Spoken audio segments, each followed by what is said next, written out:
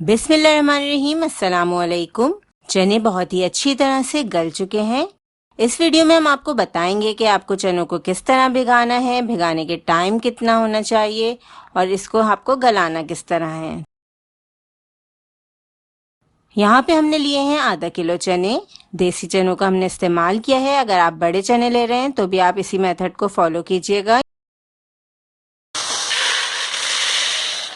या आप काले चने भी उबालना चाह रहे हैं तो यही मेथड आप फॉलो करेंगे।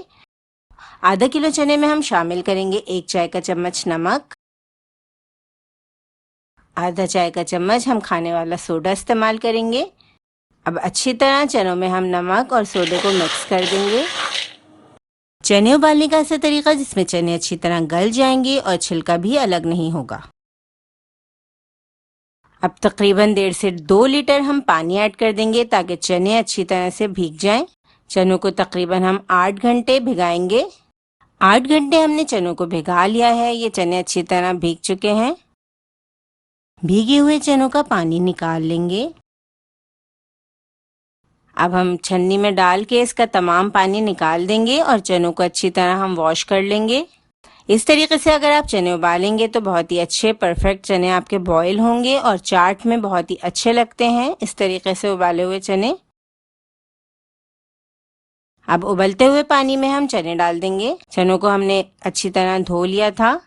चने बॉईल करते हुए हम इसमें हस्बे जायका नमक शामिल करेंगे। सोडा सिर्फ चने सोक करते हुए इस्तेमाल करना है। अब चनों को हम अच्छी तरह मिक्स कर लेंगे और हम उबाल आने का इंतज़ार करेंगे।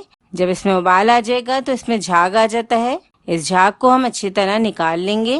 3 से 4 मिनट ये प्रोसेस आपको करना है, क्योंकि जब आप एक बार झाग हटाते हैं तो इसमें दोबारा झाग आने लगता है। इसको हम अच्छी तरह से रिमूव करेंगे। ये सारी इम्प्योरिटीज होती हैं जिसको हटाना बहुत ज़रूरी है। अब हम इसको कवर कर देंगे ताकि ये अच्छी तरह से गल जाए। सिर्फ थोड़ा सा ढकना हम खुला छोड़ेंगे, क्योंकि समटाइम्स ऐसा होता है कि ये इसका पानी बॉईल करते वक्त बाहर आ जाता है। तकरीबन आधा घंटा हमने चनों को उबाल लिया है। आप देख सकते हैं कितने अच्छे परफेक्ट चने हमारे बॉईल हो चुके हैं।